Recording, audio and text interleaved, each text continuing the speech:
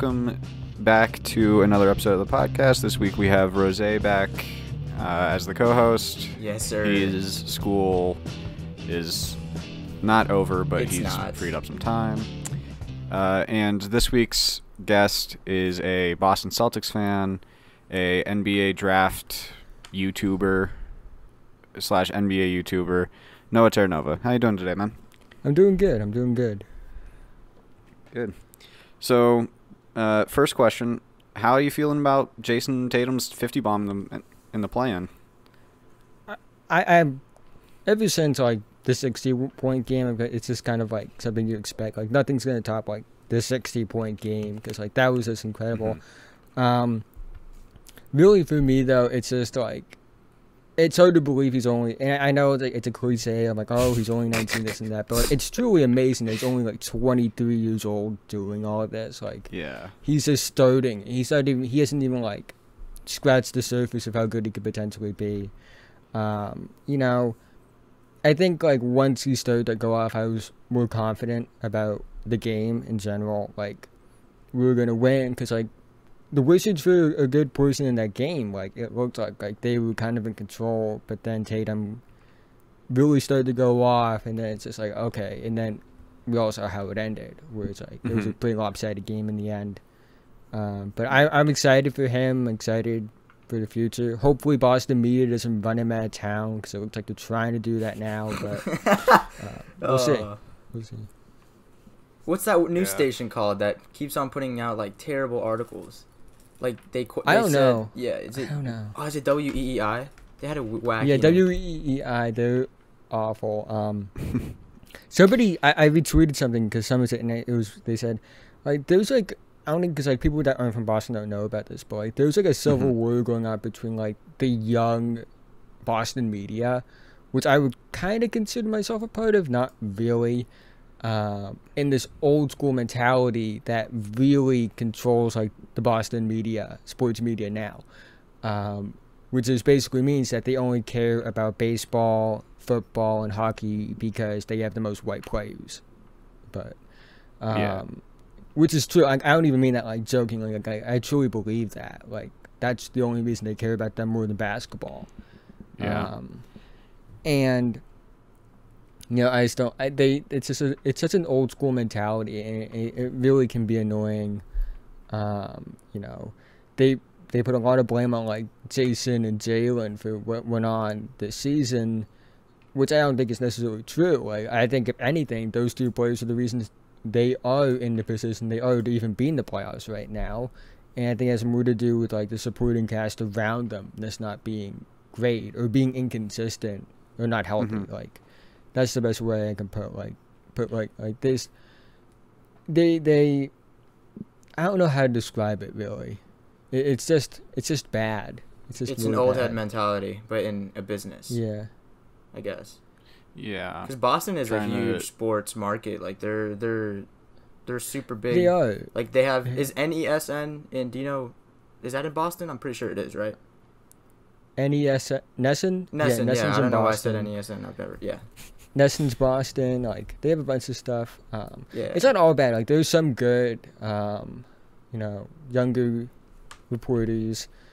Shout out Abby Chin. She's awesome. But like, it's just so controlled by like old head kind of media and this old school kind of mentality, because everything that it seems like at least with like the Celtics, like everything they won was so old.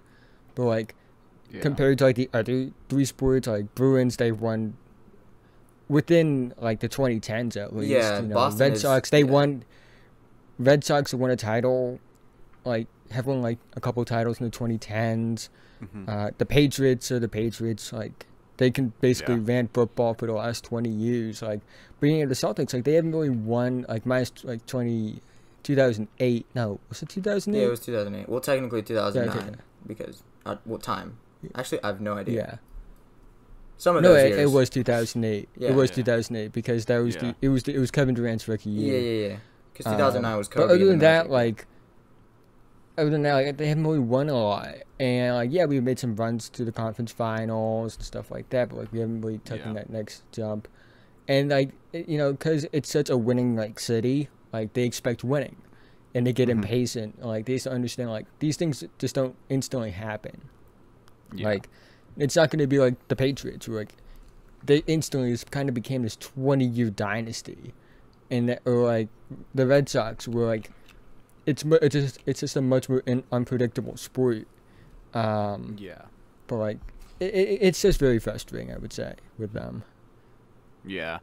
I think that can be said about a lot of big markets is that they don't want to kind of hand it over to a newer generation in a way.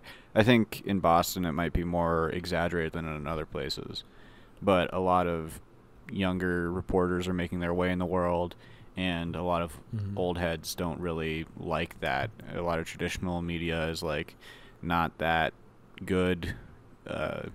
You know, for example, in Denver recently there was on Altitude, which is like the local sports network in Denver, there was a guy called Scott Hastings who made a joke or a comment, I forget exactly, about like Flint, Michigan, and that was kind of out of touch, obviously, especially considering Monte Morris and JaVale McGee, two Nuggets players, are from Flint, Michigan, and a lot of people on Twitter were pushing for them to be like, for him to get replaced by a younger reporter who, you know, is more entertaining.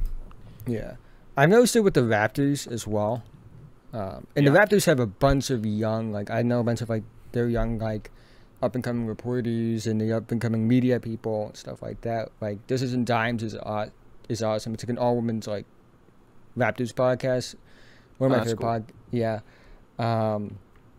But, like, they have, like, old people that, like, and I think all fans have that. And it's just, like, it's just trying to kind of phase those people out. Which I think is somewhat easy because, like, there's just more young people, like, that want to do stuff like this. And there's just... social media makes it a lot easier to build a platform for yourself, and I just think that like all that you can tell like that older generation's gonna kind of get mad about it because like you can tell like, oh, they're not like this younger generation, they're on the up and up, but you know, times change and things are gonna change eventually. We're not in an era where like your sports news and your sports content is restricted to what's on TV and what's in the newspaper. There's so much more. There's podcasts, there's YouTube, all sorts of things, Daily Motion, Vimeo, things like that. Where it's just like there's so much more ways. Twitter has become, I believe, a focal point super in pivotal sports media compared to like what it used to be, where it was all online.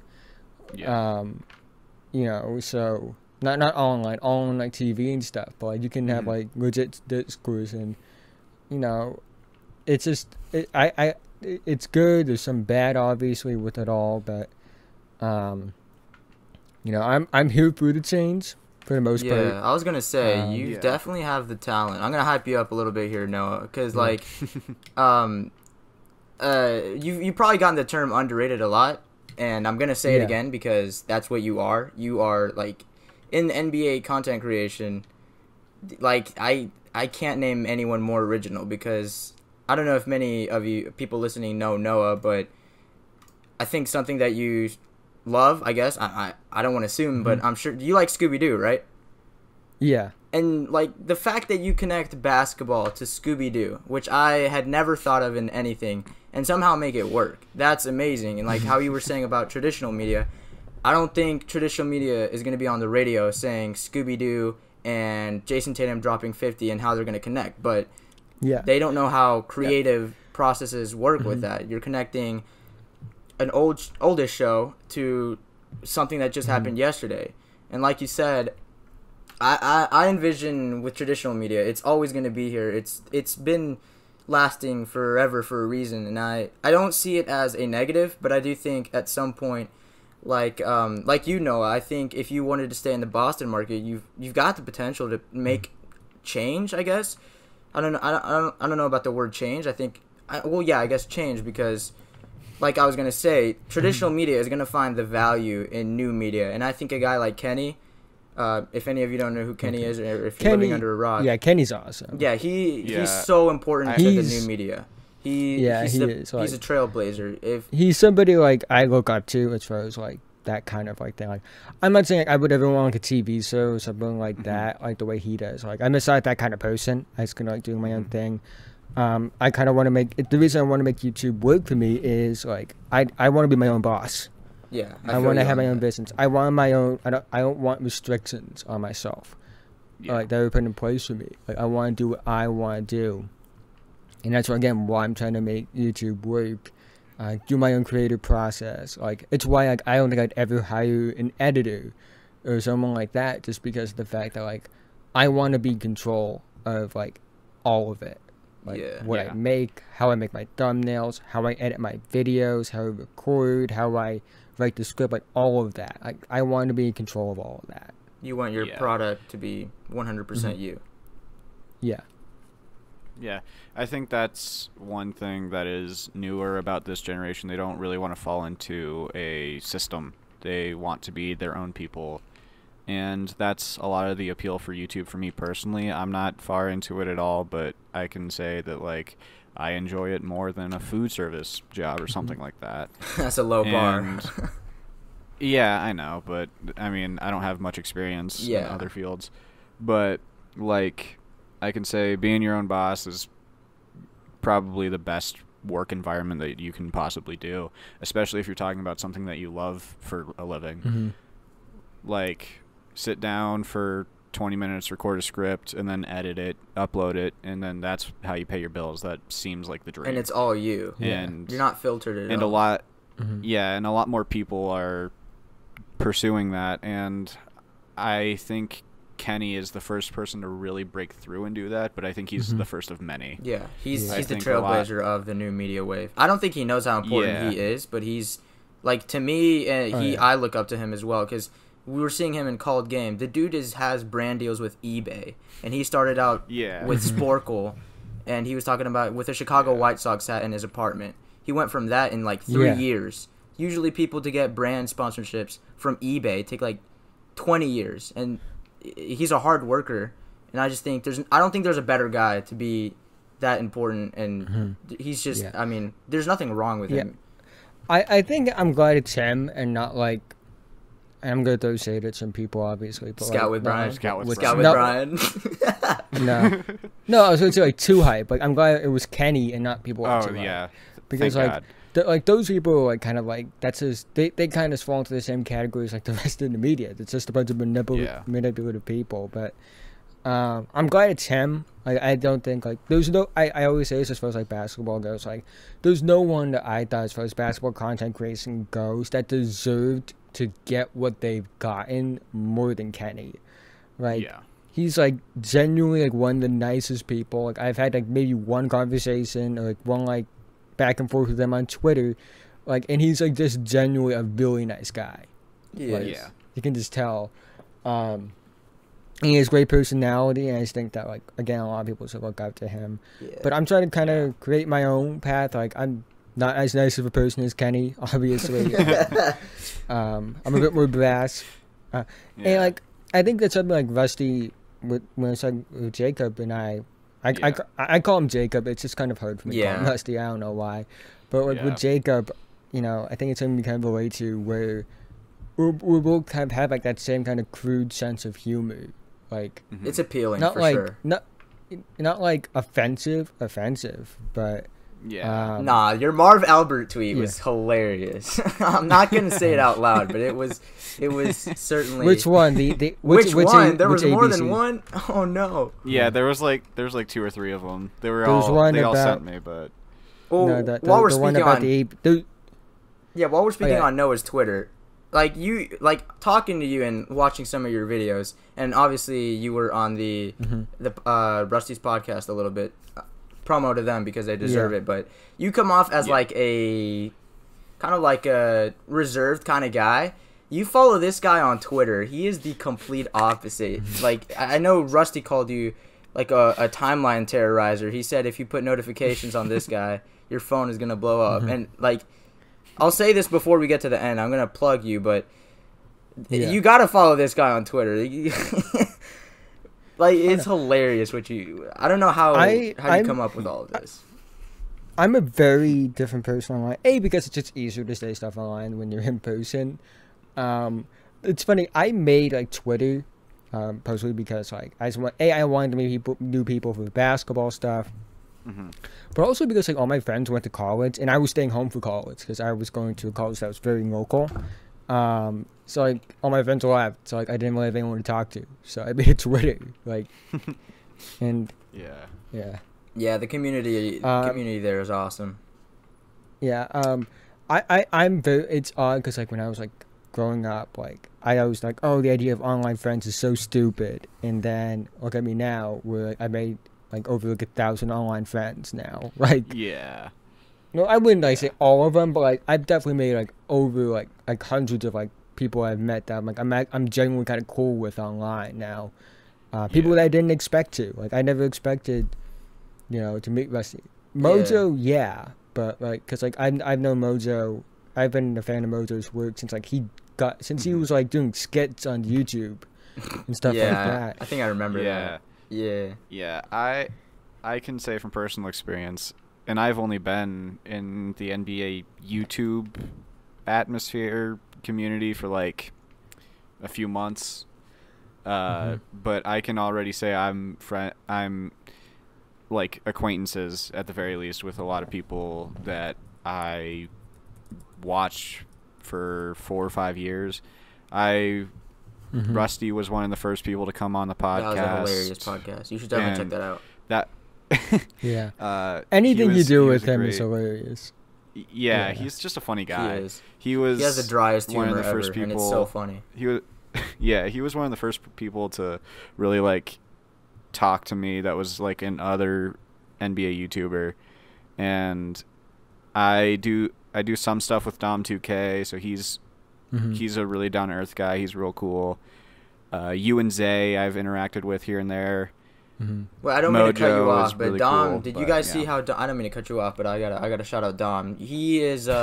Did you guys see he's like a kind of like a broadcasting host for 2K 2K on esports? Oh no, I didn't. Yeah, that was super wild. I don't know. Is it called 2K esports? No, the NBA 2K. The 2K League. Yeah. They he's kind of a new with. Oh, what's that one guy from 2Hype? He has cool hair. Oh, I forgot his name. Zach. It's not Zach. I don't think. But I don't think any of them have cool hair. So. I don't think any of them are cool people. Yeah, I don't like any of them. Yeah, so I'm trying to look at the post. Yeah, it says here for the 2K league, NBA 2K league, he's now a broadcast team. If I'll share the post in the Discord, but like seeing the people that we interact with usually on a weekly basis go into not to go back to traditional media, but them being up there with an affiliated league with the NBA, and this guy is at home making videos about the NBA. I think that just shows that there's progression in what we want to do. So it's not like we're trailblazers of any sorts. Yeah, I don't think I'd ever be able to do any stuff like that because they take one look at my Twitter and be like, nope. No. Yeah. We can't have this guy on TV. Yeah. Which is fine with me because like I kind of just want to do my own thing. Kind of like chill, like be my own guy, like create my own platform in a way. Yeah, I'd be more than happy to, if they paid me enough, I'd be more than happy to do that. But I am in a similar situation where I am not a super brand friendly. No. I'm more crass. Yeah. If you ask me about the Utah Jazz, I think immediately it would go downhill. But no, they would. No, like I'm the kind of person that would like if they like said, "Oh, go to a Wizards game, talk about it," and like commentate on a Wizards game. I'd be the kind of person to look for Denny Otvie on the bench and yell "Free Palestine." Oh my god! Like I'm that kind of person. Which by the way, actually like legitimately like Free Palestine. By the way, but like free Palestine. Yeah, but like it's just things like that. It's just like I just think that like as far as like traditional media goes, there's just morality things that they let people get away with way too much. Like there's too many people with old tweets that are pretty bad that still have jobs. And the fact that Marv Albert like sexually assaulted a woman and still has a job. Yeah, like that is absurd. Like, just, but it's just things like that. But I just saw something funny that John Hollinger tweeted. Sorry, guys. I'll send you the tweet. But we had Denver ordering food on the podcast. I think our standards aren't. Yeah, if you guys check the chat, I think I sent something. Okay. Oh my goodness. Oh, good lord. Yeah, I don't know if that's sarcastic, but like. Also, shout out to the Grizzlies for already giving up the lead relatively. That John Hollinger is interesting because he says a lot of things that are questionable, but then you remember, he was an NBA GM at one point. Yeah, he's a little standable. Like, I don't dislike him, but Nate Duncan is someone. I can't stand Nate. Come on, man. You know, like he has a lot of things where I'm like, come on. You gotta let us be able to have fun. I think I'm just saying, like, for a guy that has like hundreds of thousands of tweets, and when you type his Twitter ad in and Black Lives Matter and you see nothing, that's interesting. I'll say. And I would say like, you just are like being political on Twitter, which is fine. I totally understand that. Like. But he has political stuff on his Twitter as well, so like that's just interesting to me. But I'm not trying to like claim he is without knowing the guy. Maybe he does, but you know what I mean. Like it's what it is. Yeah. But there are some people like I love Nikias. Nikias is like he's hilarious. One of my favorite people on my. One of my favorite, like, just people on Twitter in general. Like, we've had some funny interactions. I'm in a group chat with him, but like, I'm pretty sure you've seen the running gag of like people calling him famous. Like, that's my favorite. Ma, estoy ocupado, sí. Like, estoy en un interview, ma. I don't know. I'm not gonna say too much about it, but like, like the group chat I'm in, they think I'm rich just based off the food I eat. Like, do you eat Chipotle or some shit? No, because like I've gone. You all know. I think I've made the Five Guys joke. A few times. Yeah. I've seen that. I've seen you and Rusty shooting the shit over Five Guys on my timeline one too many times. And then, no, but like because my dad is like a very like he's worked in the culinary business almost his entire life. So he's the CEO of Microsoft. No, he works in kitchens. Like he's worked at like pretty good restaurants, and then so like I've gotten to eat because like we get to go to these places and try different foods all the time because he has this position. Like I've gotten to try so many like extravagant foods and like very different things. I'm a very adventurous eater. I'll try almost anything once. Like I wouldn't say like I'll eat anything, but like I'll try anything at least once. I don't see like you put like they put squid in front of me and I ate it. Was it good? I actually enjoyed it. Would you eat chicken heart soup? I would try it. That's if you don't know what it is, then you try. Man, if you're giving me but like, there's not a lot you can put in front of me. Like they put frog legs in front of me. I ate them. Not a big stuffed. No, excuse me. I mean, what's there to be scared of? Not a big stuffed shell crab. If it was like a pig head, I probably wouldn't eat that. Would you? Things like that, but I always say this, like, you should try everything at least once. Before there are some exceptions to that rule, like Mojo eating Pop-Tarts with cheese on them. Yeah, I'm a little picky when it comes to what I like to eat, but I'll try a lot of stuff. But I would not eat a pig head. I don't think I would have chicken heart soup. But yeah, I cut off Asher a second time and was asking him like, because I personally, not to make this about myself, but like I personally got into the NFL draft quite a bit, and like I felt super proud knowing some of the prospects in the first like 3 rounds, and some even in like that went undrafted. So like I'm basically trying to ask you, what's your main like appeal in the NBA draft community? Because I know Zay, just to shout out some people, Zay, Mojo, you. If you want to shout anyone else out, that's cool. But like, yeah, it's not there today. But like, what is so cool about the NBA draft? Because I'm also trying to get into that. For me, it's the process of it all. I for a lot of these guys, I've been watching them since they were in high school. It's just kind of like going along through a journey with them, seeing how they progress, things like that. I always say this, but my favorite part about the draft is the unpredictability of it.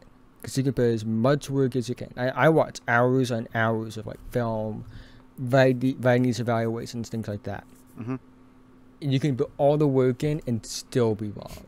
Yeah. Because trust me, if I went back and watched Steph Curry's tape from Davidson, I'd probably have the same strengths and weaknesses that all of the other scouts did.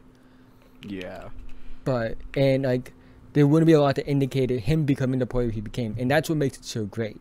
Mm-hmm. Like, you know, like just knowing, like I think what people get wrong about the NBA draft is you have to be right. You don't have to be right. Trust me. Yeah. Like it's just about putting in the work, learning from your mistakes, and improving from that. Mm-hmm. Like it's not about being right. That's the one thing I always tell people. It's just not about that. Like, I've been wrong about my first year prospects. I probably know Zay's been wrong about his first year. Mojo's probably been wrong about some guys. Mojo has Even been the wrong best. about Jarrett Culver. I can tell you that much. Yeah, but don't need to throw salt on the wound there. But you know, like, and for me though, like the way I personally do it, because like sometimes for me, I just feel like they don't cover it correctly. Like the mainstream doesn't. Mm-hmm. Like, they talk, like, I'll give you an example. James Wiseman, when he was coming out of high school and going into college, they were kind of hyping him up as this, like, top pick, this, like, kind of, like, new age big man. But, like, I've been watching him for a while now. I watched his high school stuff. I watched his EYBL stuff. He put up good numbers in high school, but he didn't play great competition. Also, being 7 feet tall really helps in high school. Yeah, for sure. If you didn't know that. Also, but when he went up against competition on his level, which he went up against Evan Mobley, who's a better prospect, mind you. Yeah. He didn't look good against Evan Mobley, and if you compare his numbers to like on EYBL, so there was EYBL stands for Elite Youth Basketball League, Mm-hmm. AAU circuit basically. Okay. All the best high school players in the country play in this circuit. Yeah. And he didn't look good on those circuits either. He didn't put up good numbers. Like, he averaged, like, 6 rebounds per game. Like, you're, like, by far the biggest dude on the court most of the time. And you're only averaging, like, 6 rebounds a game. Mm-hmm. So they were concerned. And they were kind of hyping up. Had 3 okay games. 2 good games, I would say. 1 okay game in college. Mm-hmm. For, like, the NCAA decided to screw him over like they do with every other athlete. Yep. That they service, but you know, 2 of those teams didn't have a player that was like 6'10". Yeah. And the one team that had like good like players, which is Oregon, he didn't look good against. So I just never saw it with them, and they were kind of just hyping him up to be this prospect, like, oh, Rudy Gobert with a jumper, Mm-hmm. or like, you know, this unicorn type prospect, Yeah. which he just wasn't. And that's what I had a problem with. Obi Toppin's another example. Mm-hmm. Like he was a prospect for me when I was watching him. You know, I don't know why. It just, like, I just never saw it. He was a good college player, but... Yeah. I kind of wanted Obi Toppin on the Nuggets just because it would have been entertaining, but I never thought he wasn't going to fall that far. I know he wasn't going to. That was like my fever dream prospect, you know. Yeah. And I mean, even then, I knew he wouldn't be like a all-star level player. Not that I'm Yeah. super into the draft, but They always said, like, they were saying things like he's a Murray starter, but, like, he's not really. yeah. He was also older, so, like, and Yeah, I he's know. 24, right? Yeah, Yeah. he's 23. He's, like, a day younger okay. than Jayson Tatum, Yeah. which is Pretty absurd to wild. think about. But, like, I just never saw it with him, like, you know, when you're an older prospect, you're expected to contribute right away. And when you draft an older prospect higher, you expect them to just be better than they are. Yeah. They not better than they are, but like better, like be good right away. Like we saw with Desmond Bain, Peyton Pritchard, Xavier Tillman, like they're contributing right away, which is like, yeah, they are, but like, they probably don't have a high ceiling, but like they are able to contribute right away because they have more like experience compared to the other rookies. Mm-hmm.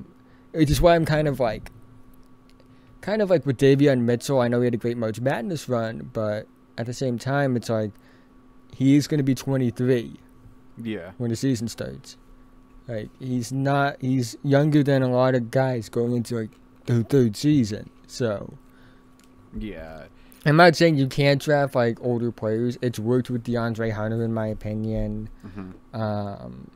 You know, I'm trying like to an extent, Buddy Hield. Hey, build around, buddy. Built for Buddy. It's been a long time since Been we said that. A few months, yeah. Yeah. Yeah. Yeah, I think a lot of older prospects, a lot of the time they're second round prospects, and I think some. Well, there are some first round. Yeah, some. Yeah, if they're super Some talented. fall way further than they should, but a lot of the time, if you're picking high, you want to pick someone with a higher ceiling than a higher floor. It's a potential Yeah. draft.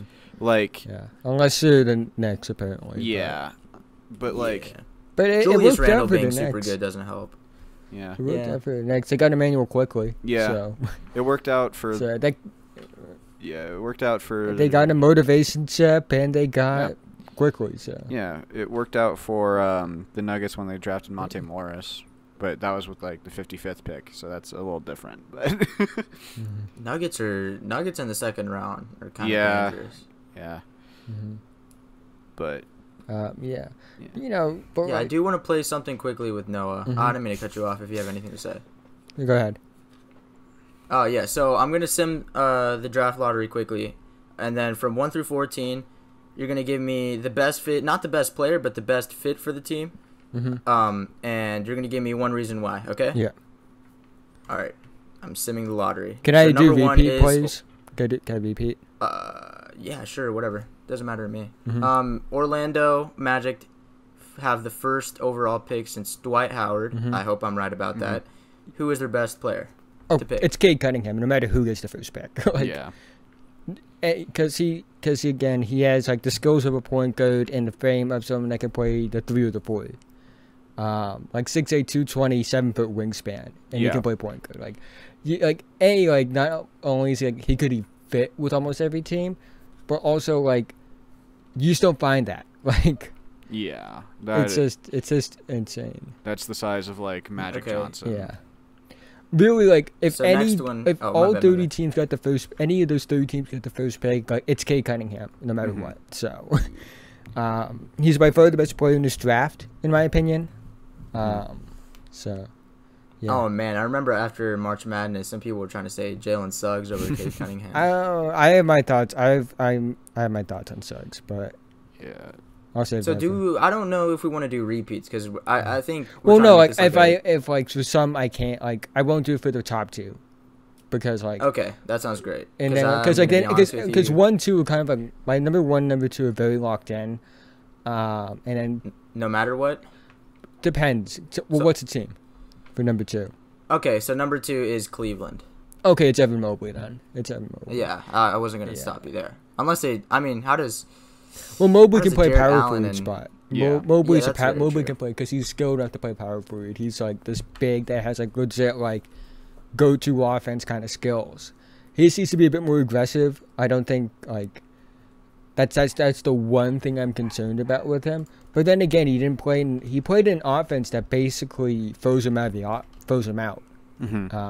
at USC. Like they just didn't pass him the basketball. Yeah. which is absurd because like he was conference player of the year, conference defensive player of the year, Yeah. and like so like, if he was in a situation that was more tailored to him, he probably would have won national player of the year, which I always think about. But Mobley number 2 to Cleveland, and then so I won't repeat those two, but everything else I probably can't repeat because like it's pretty up in the air. Who you're gonna have to make a debate. Who oh, my would bad.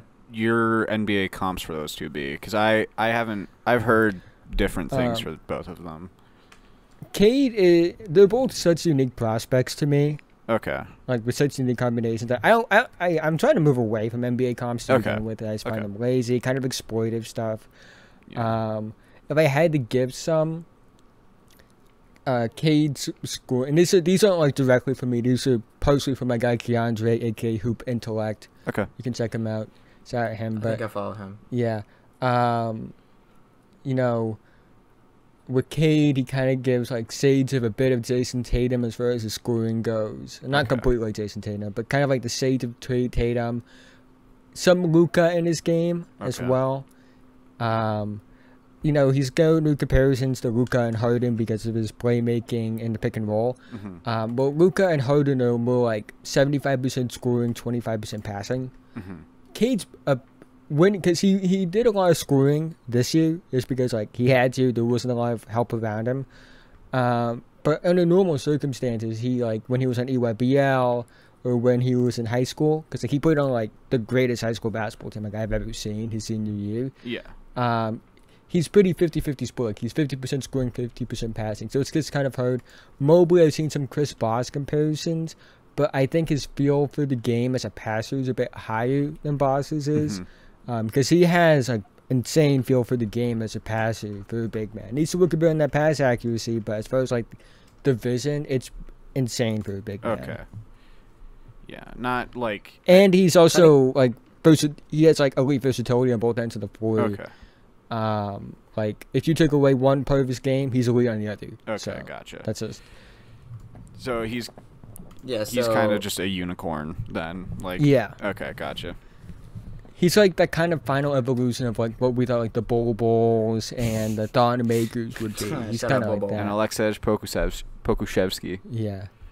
Yeah, it's kind of like that. Yeah, I find it funny because I've seen a lot of Bol praise lately for whatever reason, and I'm not sure why. But yeah, I can't wait for a Korzemba video on him. Yeah. I think he has So potential, number but it's just gonna take a lot of time with him. Is he a project pick? Who? Mobley. I mean, he's in the second. Mobley? No, Mobley's ready to go. Okay. Mobley's ready. I thought you were talking about Mobley. No, Bobo's definitely a project that's gonna take a few years, but Mobley's ready to go. Gotcha. Like, he's probably like, yeah, he's a bit thin. Like he's like only 215 pounds right now at 7, but he's skilled enough to play power forward. Okay. Cool. So, yeah. All right. So number 3 is Detroit, who loses a spot in the lottery odds. Okay, I think this one is more setting you up for a debate for Suggs against Green. Unless I you would take go Jalen with, like, Green. I would take Jalen Green. Okay. I like his fit with I think his fit with Killian is just better, just because Killian he shows some scoring potential, but he's really just he's more pass first based off what I've seen, and it's kind of the same reason why I wanted the Bulls to draft Killian Hayes is I like his fit with Zach LaVine. I'm not saying Jalen Green is Zach LaVine, but I think it's a similar kind of style of player. Okay. Like a very scoring, explosive guard. So that's why I would have him going 3. I like Suggs a lot, but I think Green's a better fit. And I also think he's a better prospect as well. Okay. I just like him a bit more. And because of his ceiling, I think his ceiling's higher than Suggs. Do you think Suggs is a higher floor So number player, or do you just think Jalen Green? I think better he overall? is. I think he's a higher floor player, but Jalen Green's a better scoring prospect, and this is a higher ceiling. Okay. And yeah. Fair enough. So rising 6 spots are the as Noah named the Chicago Bulls. I'm sure Rusty's going to be super happy about that. Okay, so yeah, they would take Suggs. They would take Suggs. Yeah. It's the perfect fit. So they went to 4. What was their? I don't know if you have this off the dome, no, but what was their odds last year? Because I know they went to 4. They were but I don't know what 7 their last initial- year, I think. So they're because they were all 10 this year. dreading themselves Yeah, getting the the seventh overall. pick for like the third straight year. Yeah. Yeah, they had quite the streak with that. So you said Suggs for the Yeah. Bulls. Yeah, He is. He's a great playmaker. It makes the most sense. I would consider Kuminga, because I think Kuminga is such a high upside prospect, but he's also a very similar kind of prospect to like what they have in Patrick Williams, and Patrick Williams is like awesome. Yeah. So He is. then you get Suggs. Suggs is a combo guard. He's not a true point. His handle isn't the greatest, I would say. He doesn't create a lot of separation on his jumper, but he's a great passer. He's a willing passer, but also knows when to take over a game when he needs to, and that's valuable to have. Good defender. If you didn't know, he played football. You know, and he was legitimately good. Like he got like an offer to play quarterback at Ohio State. Oh yeah, he played quarterback, right? Yeah, like he was like the best like He was a football dual threat. player. Yeah, he was nasty. Yeah, so he has a bunch of skills. He's a great motor, and I think like cause like he's like a bigger, more athletic version of Tyrese Halliburton. Okay. To me, Yeah, and kind of like Tyrese this was off great. guard that's the best passer on the team. Okay. So that should be fun. I think So he's a would bit Kobe more White on be- ball creating potential than Halliburton, but it's I kind of just view them in that same role. Like I've seen some comparisons to guys like Brandon Roy, which I think is a bit outlandish. Because I think Brandon Roy would have been one of the best to ever do it if he was healthy, if he stayed healthy. Yeah. Speak on it. I've seen I've seen some Drew Hall. I like the Drew Holiday comp Okay. with him. Okay. I think that's like a ceiling not we could bad. see Yeah. with him. Yeah. So NBADraft.net had his comp as like Jason Kidd or something like that, which no, he's not Jason Kidd. yeah, no. I watched just a few He's a better tournament person games. than Jason Kidd. Yeah, Jason He's Kidd also a better. is Not a good person. not a great person, but So No, would he's Kobe not. White be kicked to the bench in this scenario? Kobe White should be on the bench to begin with, but Aki's not gonna like this. yeah, he's not. He's not gonna like Kobe this. White He's got to give that. He's got to give that up eventually. yeah. He's got to give that. I up. like Kobe White. I don't. Not like as a person he seems cool, but like as a But, like, no, like that basketball video of player, him like like- when he screamed. That you see that video of him Oh screaming? yeah, that was Yeah, hilarious. That was hilarious. That Like, was hilarious. I'm not. He like his interviews. Like he seems like a nice guy, but Yeah. it's just like he's kind of fit to be a sixth man, which is Yeah. fine. Like he's a not better everyone's Lou gonna be a Williams. There's nothing starter. wrong with that. yeah. There's nothing wrong with that. He cut the hair too. Yeah, So maybe shout I'll out have a to him, I guess. breakout. But Suggs, if they get the pick, Suggs would be the guy. Yeah. Okay. I've got bad news for Rockets fans. Yeah, they're- Thunder fans, you're gonna be up in arms, or not in up in arms. You're gonna be up in joy. The 5 and the 6. That's hilarious. The 5 and the 6 spot is Oklahoma City. So who were the two players that you Right. envision dropping that far? So 5, I would take Jonathan Kuminga. Mhm. He's has one of the highest upsides in this draft. One of the youngest players in this draft. He's a year younger than Cade Cunningham, Evan Mobley, and Jalen Suggs. Is he like this year's Pokuševski as far as like the high upside, low floor? No, he was in the Ignite. He was in. He the G was League. he I know was. he was in the G He League. did some nasty things to Poku in that G League bubble. Yeah, Yeah. I know that he's Um, better. I'm just saying like the low floor. I high would if upside I were to guy. compare him to if I would compare like the views kind of around him as a prospect, I Mhm. would compare it to what Jaylen Brown was when he was coming out. Okay. Not the same prospect, Yeah. but like Jaylen Brown was a prospect that could have gone anywhere between like 3 and like 8, and that's kind of the same thing with Kuminga. Like he could go as high as 3, he could go as low as like 8. I do have some concerns. Like he didn't like even despite having like the G League kind of development, he didn't improve on some areas that like I thought he could have. But like he still showed all those same signs of like promise from high school. Yeah. That were enough to keep me encouraged. But I would take him because like OKC, I like the development team, I like the way to develop players. I think he would be a good kind of player. Because like I think if you develop him properly, he could be the best player in this draft. Like he has that kind of upside. Like he's already ahead of the development curve compared to most of the other guys in this class because he's a year younger. So that now the other one is interesting to me though. With the other one, because Kuminga to the Thunder has always been like kind of like my dream scenario, like getting him there. Houston losing a pick is kind of hilarious. I hope it happens. So After going, that's interesting though. Oh my god. So who would they take at 6? That's if they take Kuminga and like. I mean, if they have 2 top 6 picks, what is the timeline? That has to get boosted tremendously for them to be like, back in not contentionship, but playoffs.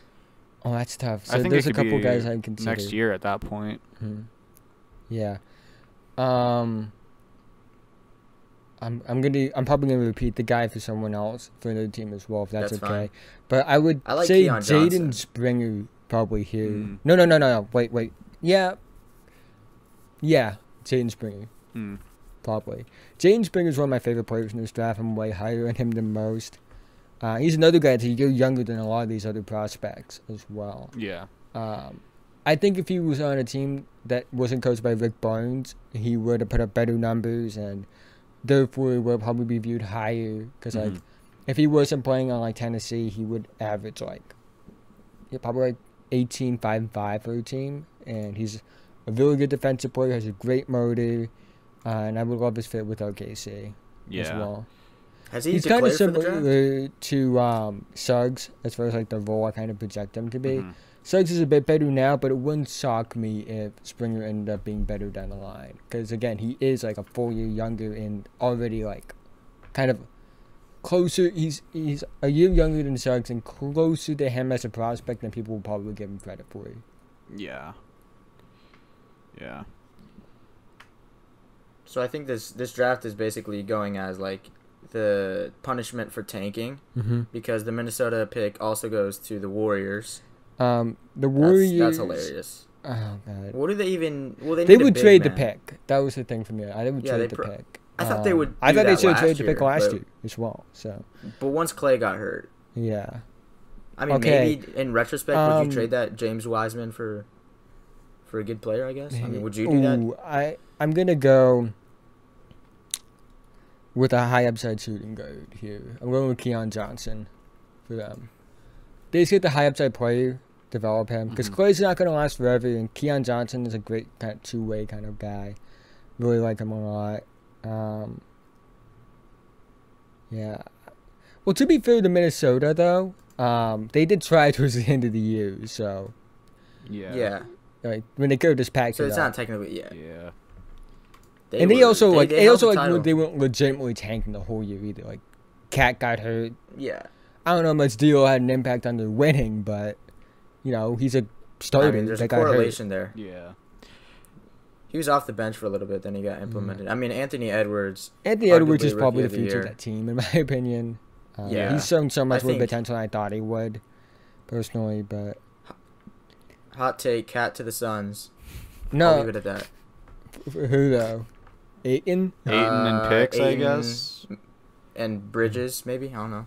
Yeah. Although that's kind of a lot for a title team, so maybe I haven't thought about that. I just saw Chris Paul post a story of him and Cat, and I was like, "Hey man, he's manifesting something." But at the number 8 pick is a team that's not familiar with the lottery, like at all. Recently, they did pretty well to end the season, only losing 7 in a row. Yeah, they went 1-9 as well. It is the Toronto Raptors. So I mentioned Jayden Springer earlier through this. I'll pick another guy as well. Jayden Springer, he's kind of like a Kyle Lowry to me. Shout out Robel. A.K.A. Serbian coach, he came up with that kind of comparison, kind of like a taller Kyle Lowry. I think he can, and this is what Keandre told me, he could become a Malcolm Brogdon type. So that could be fun. Get your Kyle Lowry replacement.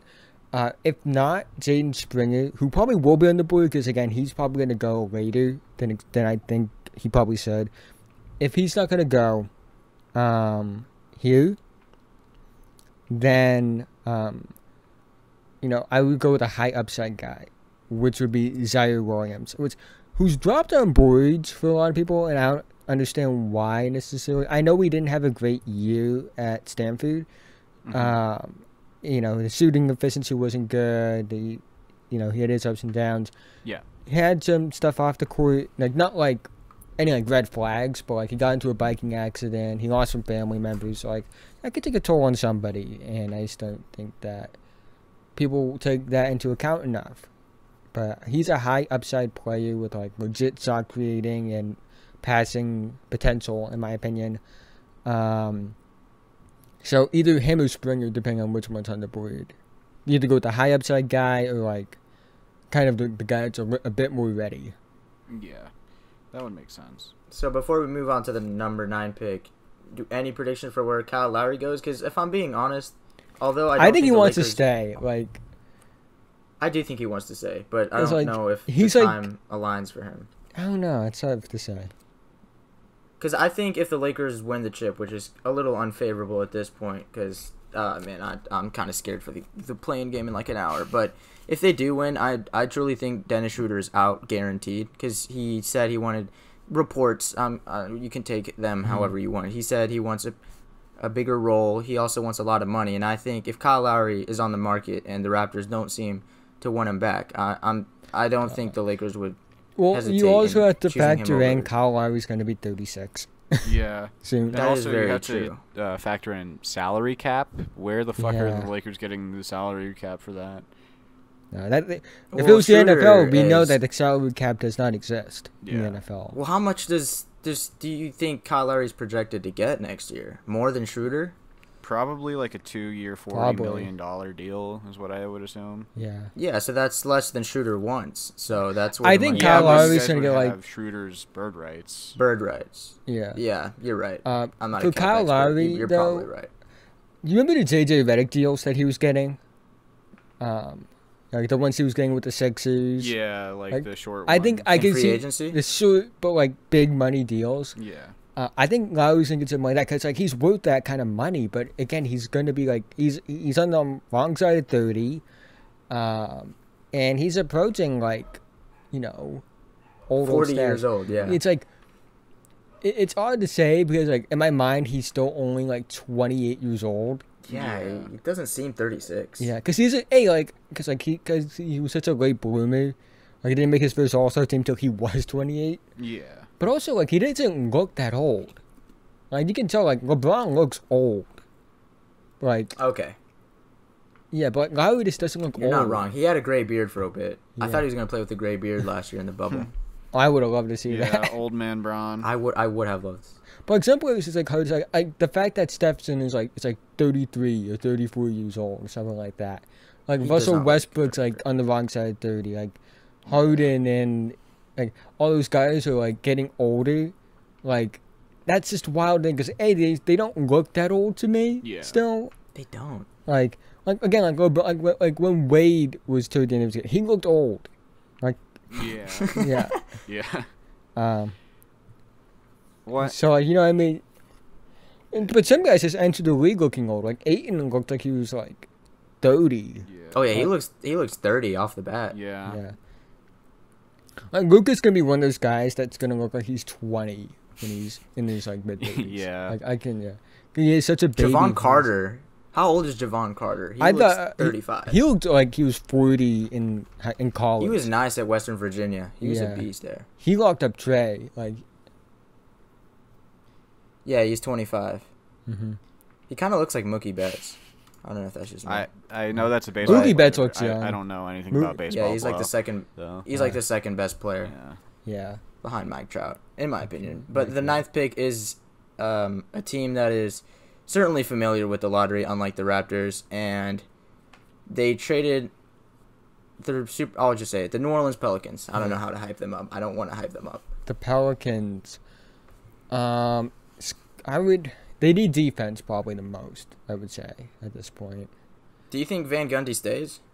I hope he doesn't, because I don't like the way he used Kyle Lewis Jr. Kyle Lewis Jr. should have been a consistent rotation player at least, and he wasn't. I don't know why they drafted him. Well, unless they... Well, no, like, Why? well, he's supposed to be the Drew Holiday replacement, which I understand completely. Yeah. He's a bit young as well. He was a sophomore, but he left high school like early.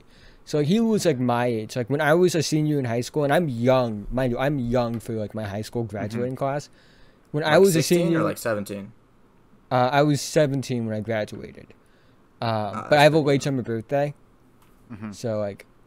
But Kyle Lewis Jr. When I was a senior in high school, he was a freshman in college, and we both were born in 2001. Yeah. So like he was like 17 years old playing in the SEC. but he is a bit slight of frame. He's only like 175. Yeah. But I would have played him because like he could have done more than what Eric Bledsoe was doing. Yeah. The Pelicans just don't seem like a good run organization to me. I think they should also get a new front office probably because I don't like the moves that they made with like Steven Adams, Eric Bledsoe. They should have traded like they signed Steven Adams on the spot. They gave him an extension and that without was seeing him play. Idiotic to me. That was maybe was part of the negotiations of him coming there. Maybe, but at least see it work out. So who I would take there? It's probably okay. No, I forgot because I didn't mention this guy, Moses Moody. I'd probably take him. Okay. I love his shooting. They need shooting. They need spacing around Zion. Yeah. Moses Moody is one of the best shooters in this draft. Yeah, I've heard that name and shooting a lot. Yeah. So I would probably take him. Yeah. Or if Moses Moody's on the board, because it is possible that Moses Moody wouldn't be on the board. Corey Kispert. He's a bit older. 22, probably turning 23. But he is like a pretty good shooter, and you know what you're gonna get out of him as well. So I would consider him as well. If Moody's out on the board. Yeah. All right. I'm assuming we're ready for the next pick. Whoever gets drafted by this team, I'm sending my condolences before because speaking of familiar with lottery, they've literally been in the lottery Are you talking about the Kings? 15 years now? Yes, the Where Kings. are the Magic in all of this? The Magic was first overall. Oh, that's right. I forgot. It was so obvious, though, so like, you kind of forget about it. Like, so, the Kings, or the Kangs, as some people like to call them, this isn't... So, there are a few guys I wouldn't mind seeing there. Scotty Barnes is one of them. Yeah. One of the best defenders in this class, defends multiple positions. The most energetic player in the draft. High motor, loves to compete, plays every game like gets game 7 in the finals. Has good passing as well. He's a pretty good passer. Only problem is his half-court offense. Okay. Not really somebody that does a lot in the half-court when he doesn't have the ball in his hands. I do think you can use him as a cutter, or a P&R roll man to get him more involved, make him a playmaker as well. So it's between... He's one. Keon Johnson would be another one as well that I would consider if he's available. You know, they're a young team. They can run. Marvin Bagley, I know he probably isn't going to be there next year, but if they keep him, he's a great athlete in transition. Keon Johnson is one of the best athletes in this draft as well. So, yeah. That'd be. I haven't heard the name Jalen Johnson yet. Are you low on Jalen Johnson, or do you think he fits?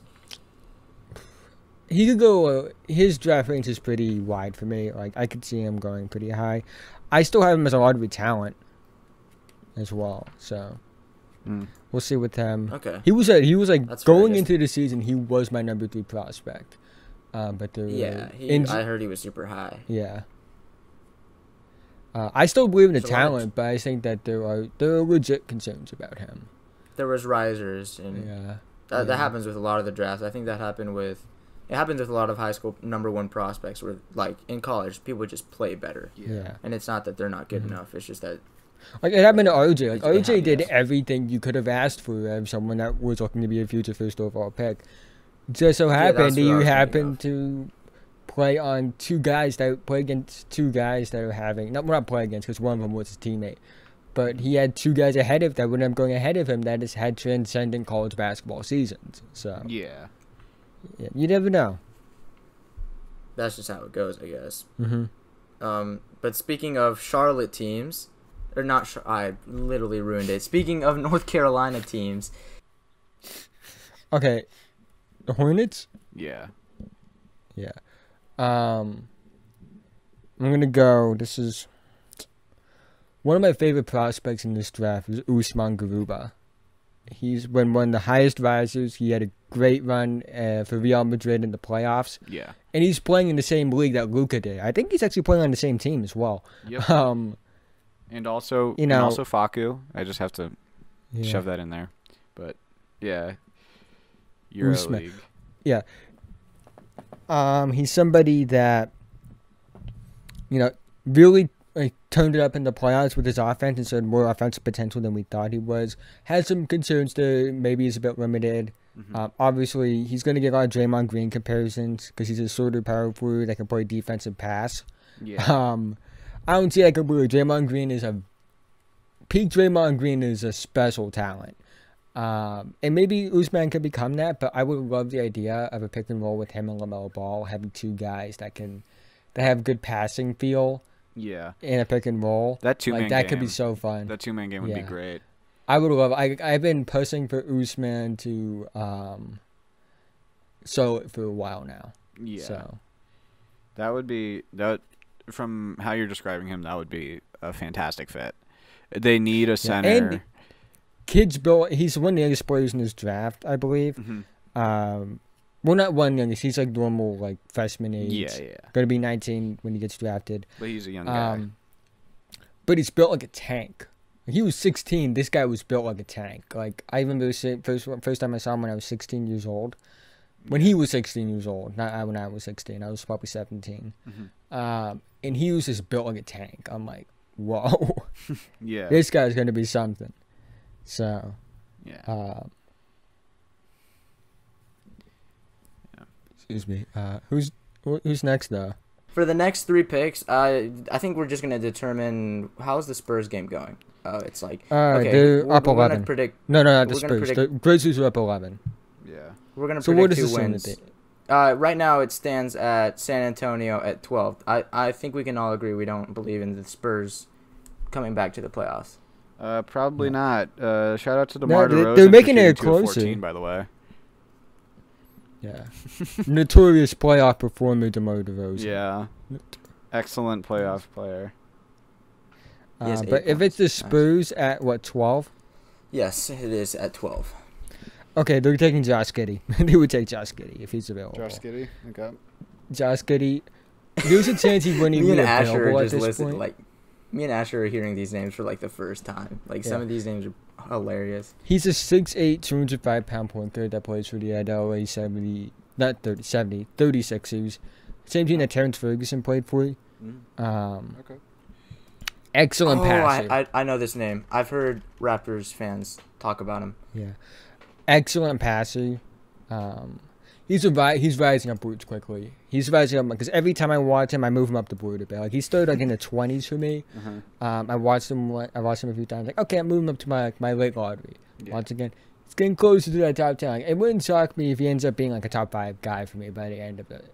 He is 18, so that would be why they would pick him. But the Spurs, he's a great passer at 6'8", creative passer. He's one of the 3 best passers in this draft.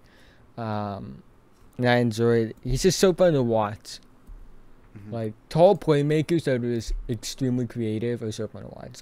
It's why I enjoyed watching Magic Johnson and Penny Hardaway. Like, I love watching Ron their old Harper, stuff. underrated. But like LaMelo, it's why I loved enjoyed LaMelo. Like this tall, creative kind of playmaker. Yeah. Shai Gilgeous-Alexander's kind of another example as well. Kind of like those funky, but like he's not LaMelo because LaMelo understands, and this is the greatest thing about LaMelo Ball is his ability to understand how unpredictable he can be. Yeah. Like teams don't know what he's gonna do. Is he gonna throw like this past the corner? They don't know what he sees and what angle he sees that no one else can. Yeah. You don't know if he's going to pass, he's going to score, and he knows that too. Yeah. And he uses that to his advantage, like which is just so rare to see from like a teenager. Yeah. Like, that is. and he's just way more confident than Lonzo was as a rookie as well. Yeah. Like That's. Like he has like legit like scoring potential. Yeah. In my opinion as well. But so he's not LaMelo, but like to get back with Giddey, he's not LaMelo. But he's a tall, creative passer from the NBL. Like, that's the only similarities. But I like him a lot. And he's going to be someone that maybe ends up going higher than this. Yeah. That's something, the LaMelo thing is something that you don't see in 99% of prospects in their first few seasons. Like you could don't see it in a lot of players in general. Yeah, you could say that like about Jokic, LeBron, Chris Paul, and like Luka, maybe a few others, but like that. I think Cade's gonna be like that as well when he gets to the league in a better situation. But Yeah. there aren't many. Yeah, that's Just like that unpredictability and knowing how to control your unpredictability. It's something LeBron has mastered. yeah. Like when he stares down at the 3-point Oh, line. I love that move. I love it. It's so Yeah. corny to me. And but- it's such a little. It's like I wouldn't call it a weak move, but like his like the way like he sets up his 3-pointer, like he gets it's like a little fake, and it's like I wouldn't call it a. I don't know what the word is. It's not weak because it's not a weak move. It's very basic. effective. It's basic. Yeah, It's basic. It's a But it's basic effective. move, but it's so effective. Lillard's ability to create separation, the way he does it, like move wise, is very basic. But like when I've watched him play, it's just like, you know, I think like he stomps his foot down to kind of startle the defender, yeah. Yeah. like loudly, and it works Yeah. as well. Startles like, them. Like, you know, Kemba creates a legit separation on his step back. Like he like jumps back pretty far. Damian Lillard does not jump back a lot when he steps back. Yeah. Like he's kind of like plants his foot into the ground to startle the defender, and it works. Yeah. But Kemba step back. Kemba that's is my a big- favorite step back in the league, probably. Yeah. Between him The and one against Harden. Pitt- Him and Yeah. Harden are my two favorite. Yeah. One step back that I think is underrated is Jamal Murray. Which, Oh, Jamal Murray is a great step back. Yeah, I have to slide that in there as a Nuggets fan, but like the amount of separation he creates on that like plant back left is a lot. That just step back that he does on the left wing. If you want to see a good example of it, just look up the. I know buzzer- you're talking. I've been watching him for years. Yeah, man. I'm talking. watching I'm him talking like to viewers if they don't know. so- Look up the DeAndre Ayton buzzer beater this season. I thought you were talking yeah. about Kentucky. That was such a nice shot, dude. I miss Jamal Murray. I miss Jamal Murray so much. Yeah, he was like, I don't know if you guys know who Jaden Hardy is. I think I've heard Going the to play name. for G League. Big like shot creator. Like he's taking like For he's, Ignite or 30. Yeah, he's playing for Ignite this year, this upcoming season. wait, is it? big, Oh, like- just quickly, is Ignite? Is that purely prospects or is? no, I know it's a every- mix of prospects and veterans that they have to mentor the prospects. Okay. There's only 2 confirmed prospects right now, Michael Foster and Jaden Hardy this year, which really, honestly, you know, I think some of those guys from last year would have benefited from going to college. Jalen Green and Kuminga, I think they're fine. Their stock wouldn't have changed much if they went to college or they went to G League. Doesn't really matter. But I think Isaiah Todd would have benefited from going to college. Yeah. I think Jason Nix would have benefited from going to college because Where is Ignite Using based? Is it? Where's there? Is there like? they're just- they were in the bubble, but I think they're in California. I want to say Yeah. where they practice and okay. stuff. Yeah. But yeah. Hey, Who's Mexico the next City team, by the got way? a- Considering we're still doing that. Yeah. Well, quickly, I want to shout out Mexico City. They got a new G League team, the Los Capitanes. So or El Capitanes. So I don't like the name, but whatever. Mexico City, new NBA team. I'm manifesting it. 2024. The next pick is not in Mexico City. It's in Indianapolis, and we're assuming. Are we assuming that the Pacers beat the? Well, they're gonna walk into that game with like what, 3 players and like. I mean, Mark the Hornets felt they certainly. Well, the Hornets beat were a them, young team. The Hornets I mean, didn't have yeah. players with playoff experience though. Like, you know, Russell Westbrook's been to the finals. He's been to the conference finals, and then you have, what's his name? Beal. Beal has a lot more playoff experience than he gets credit. Yeah, for. but he's injured. Yeah, but he played fine. He looked fine. I mean, last yeah, time. but he's not Beal. Compared to like the Hornets game, he looked a lot better because Yeah. he looked like he couldn't walk in the Hornets game. I don't know, man. I trust Doug McDermott to go off for 30 personally.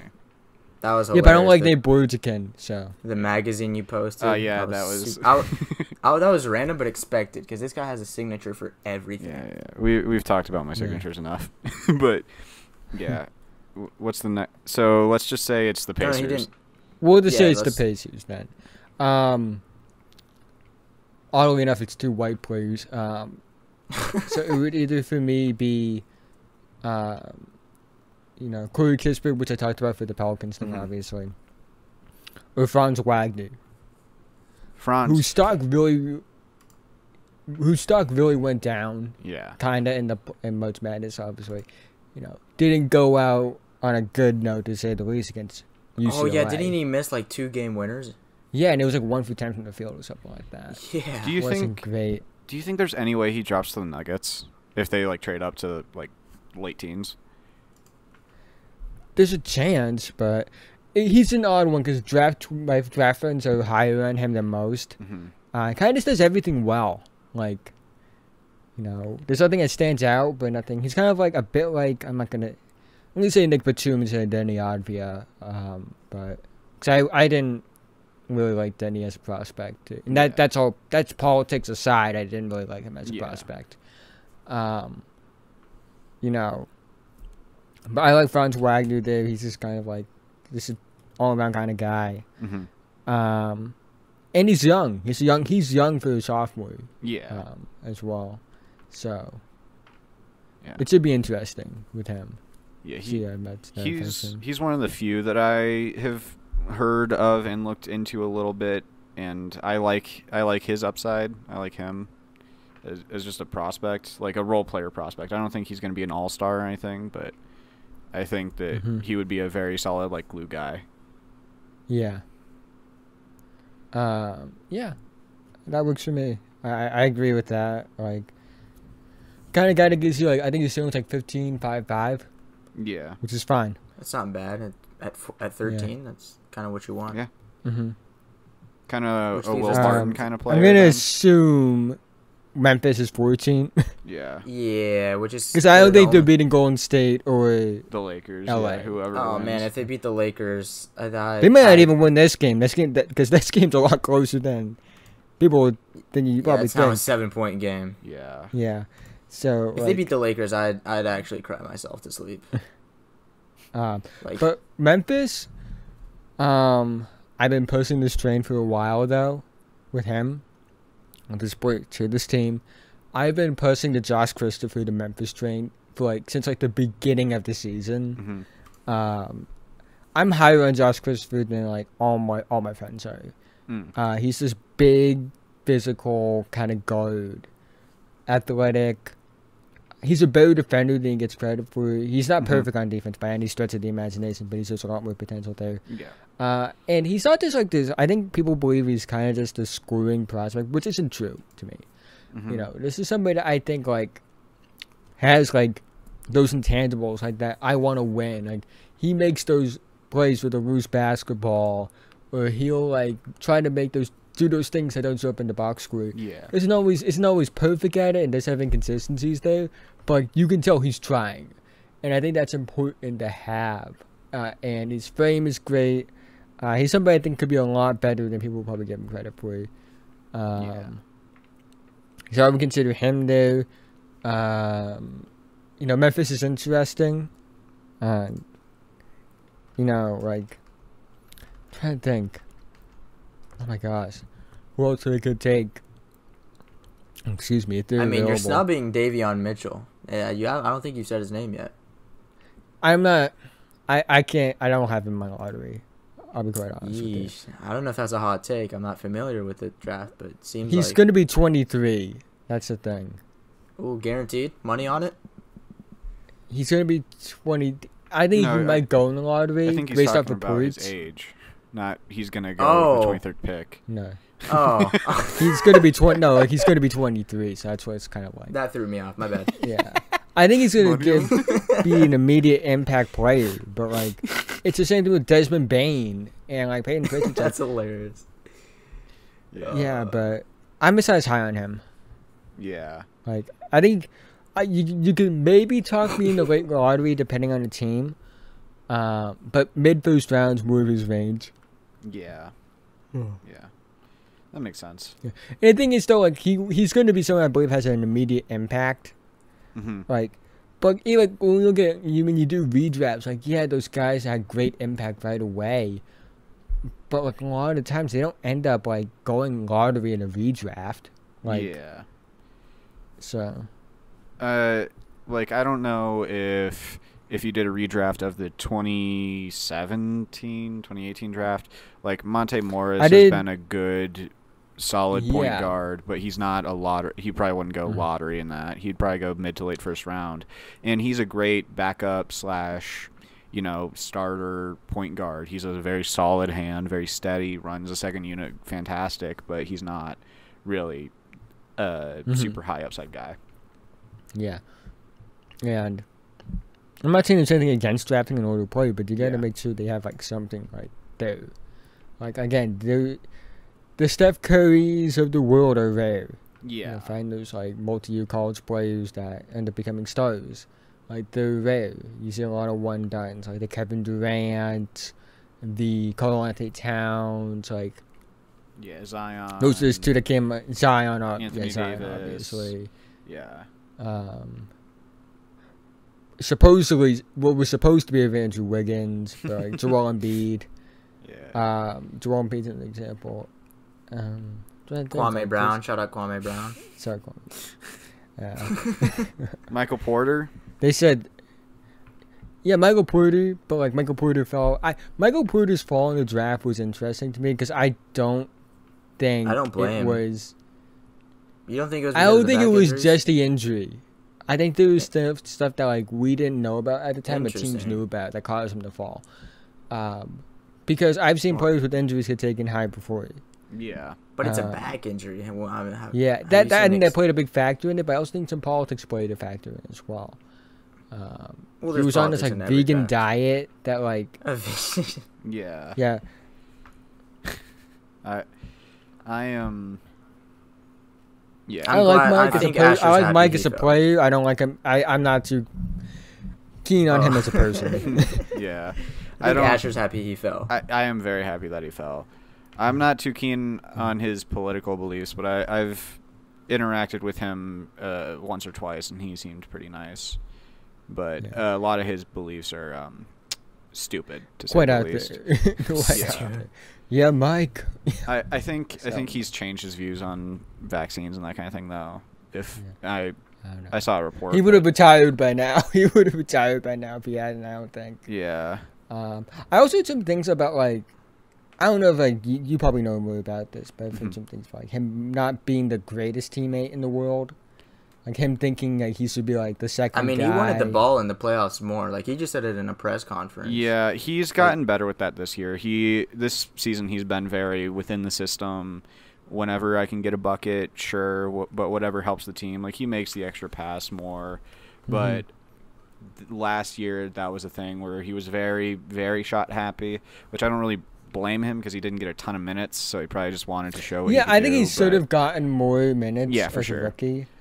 That's one flaw with Mike Malone is that he doesn't really give his young guys run. Like, I think Zeke Naji should have been in the rotation at points during this year, and he just wasn't.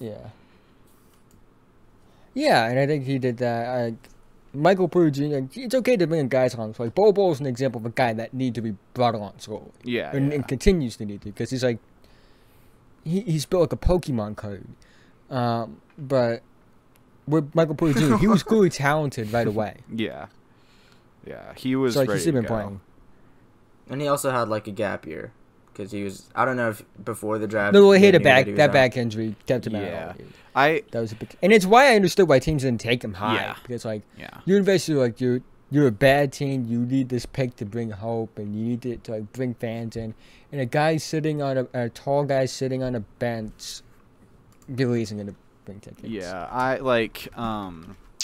hindsight is always 20/20. A lot of the time, you could, if you did a redraft, he might go like third or fourth now.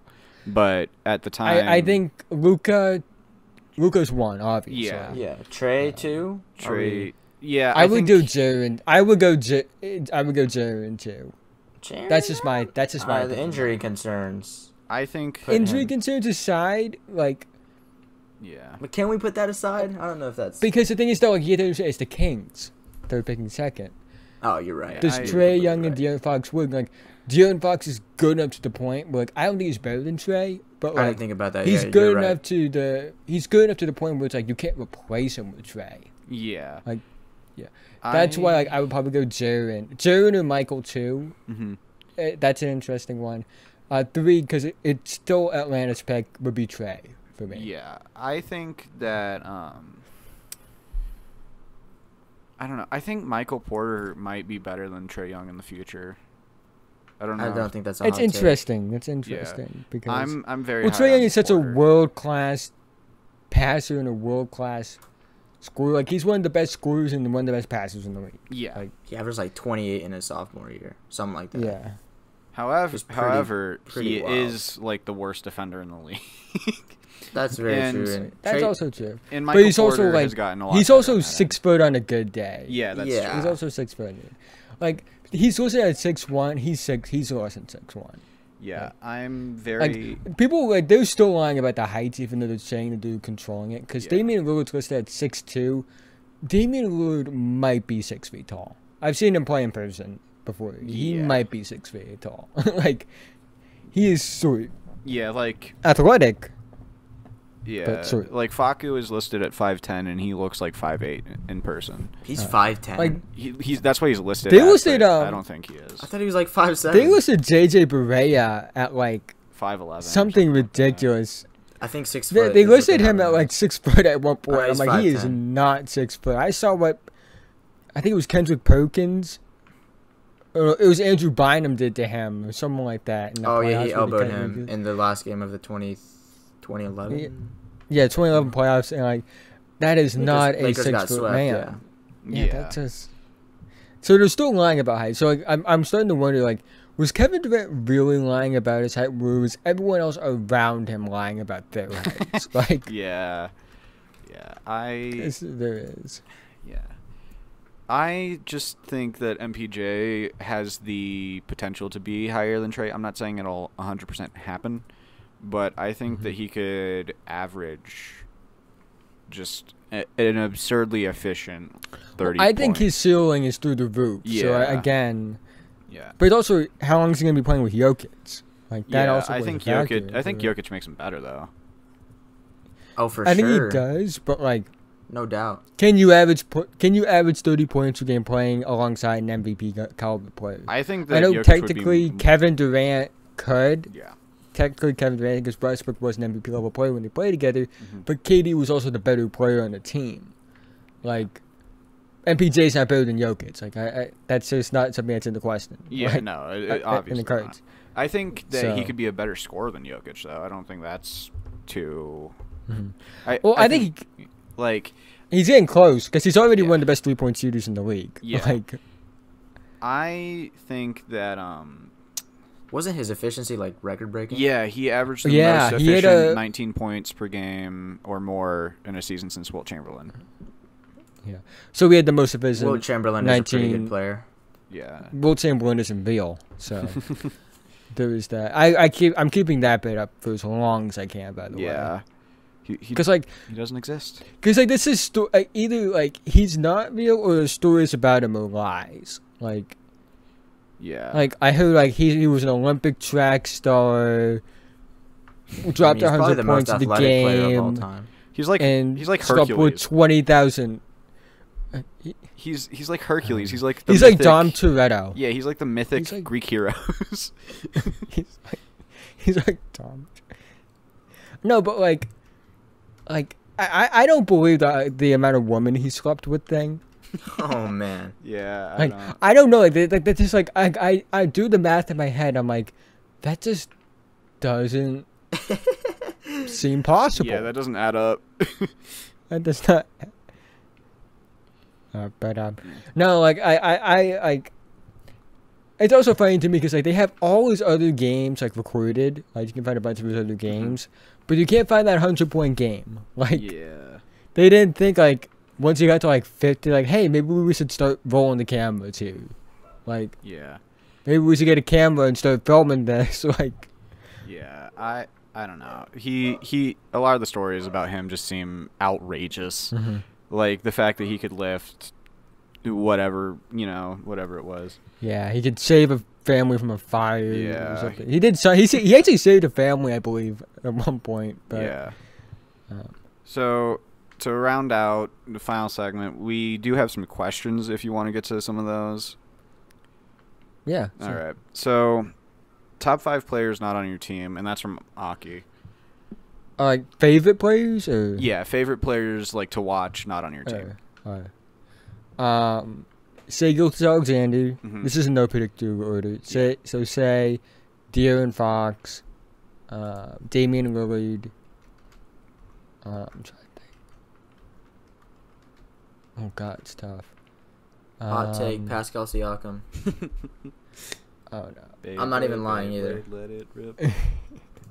Oh, they get mad because I have so many Raptors fans now. Friends now that like. There's Fortnite NBA skins. My bad. Continue. So say I should say Lillard, and De'Aaron. Those are 3. Mhm. KPJ Mhm. will be there. And then 5, Kyrie. Oh, easy. I forgot. I can't believe I forgot him. But I can't believe I forgot about Kyrie Irving. So no Faku. That's an easy one. Ooh, the Spurs were within 1 point, by the way. Oh God. Yeah. Oh goodness. Mine would be Kyrie, Steph. Steph annoys me more than anything. Really? It's like he shouldn't get away. He shouldn't be able to get away with the stuff that he does. Like, he shouldn't be able to lose the basketball and then throw it at the rim and make it. Like, Yeah. and make it with consistency. Like he just gets away with. It's like I know it's not luck, Mhm. but I want to believe it's luck Yeah. because it feels like it should be luck. Because no one should be able to do that. Yeah. Tatum. Oh, the Spurs have the lead. Tatum would be up there. Yeah. If he wasn't on my team, he'd make that Yeah. list. Him and Jalen would make that Yeah. list. Booker, and then like my personal, like not guilty pleasure, but like bad movie kind of thing that you like is Gary Harris. I just love Gary. Oh yeah. But That's yeah. interesting. Well, he was with the Nuggets for so long and helped us in so many ways. I was just like, I gotta like Gary. But yeah, those would be my like 5 or 6, however many I listed. Yeah.